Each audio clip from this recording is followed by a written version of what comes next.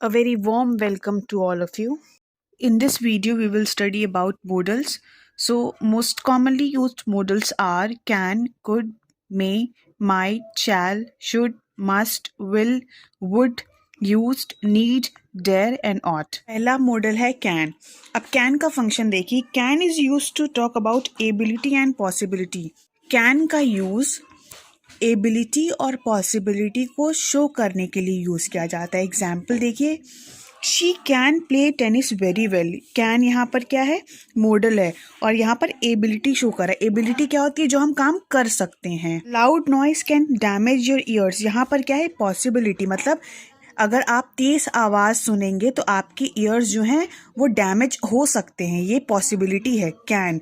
तो कैन यहाँ पर दो चीज़ों को दिखाने के लिए यूज़ किया गया. एक है एबिलिटी, दूसरी है possibility. Second function of can is also use to ask for and give permission in an informal manner.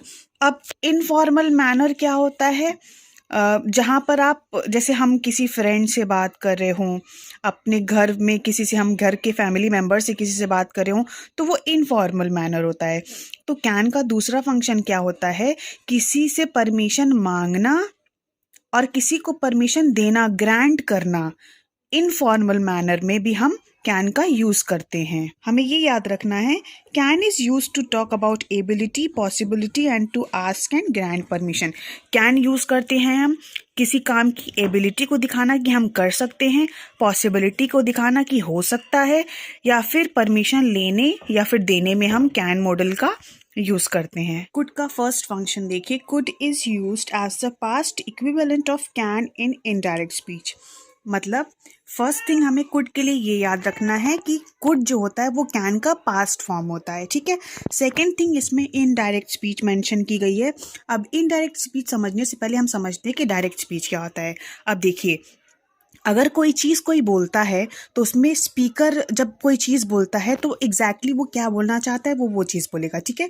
तो डायरेक्ट स्पीच में स्पीकर के एग्जैक्ट वर्ड्स होते हैं. मतलब हम अपने तरीके से उसे चेंज नहीं किए हैं. हमने क्या किया है, डायरेक्ट स्पीच में जो स्पीकर ने एग्जैक्टली बोला था उसे ही दिखाया है. और इनडायरेक्ट स्पीच उसका जस्ट अपोजिट होता है. इनडायरेक्ट स्पीच में हम स्पीकर जो बोलता है ना, उसकी बातों को हम कुछ अपने तरीके से बताते हैं, वो होता है indirect speech. Money said I can help you. यहाँ पर कैन है क्योंकि ये डायरेक्ट स्पीच है. ठीक है. मनी ने बोला, ये मनी स्पीकर है, मनी ने क्या बोला, आई कैन हेल्प यू. अब देखिए, money said that she could help me. यहाँ पर कैन का क्या हो गया, कुड, क्योंकि ये क्या है, ये इनडायरेक्ट स्पीच है. Function is to make polite request. Could का हम किसी पोलाइट रिक्वेस्ट, मतलब पोलाइटली कोई रिक्वेस्ट करना चाहते हैं तो उसमें यूज होता है.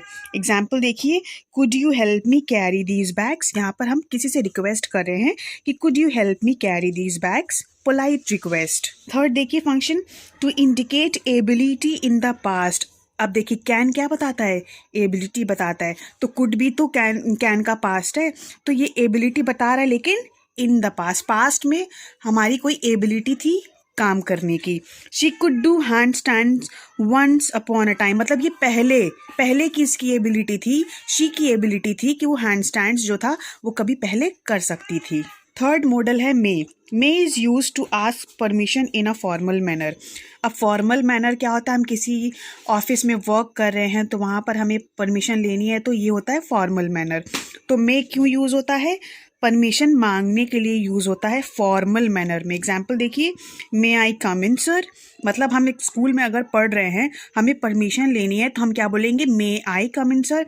मे किस लिए यूज़ किया गया, परमिशन मांगने के लिए, फॉर्मल मैनर में.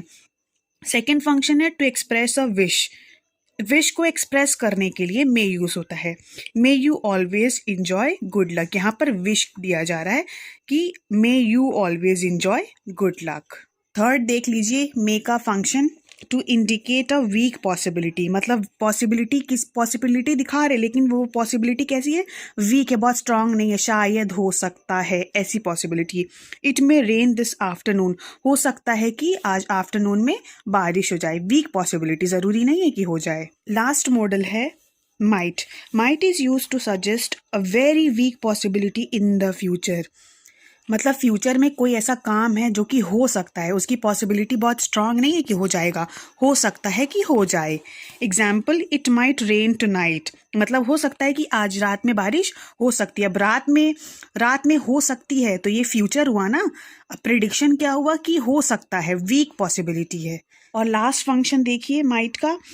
Might is used as the past equivalent of may in indirect speech. Same किसकी तरह पर है? कुड की तरह है।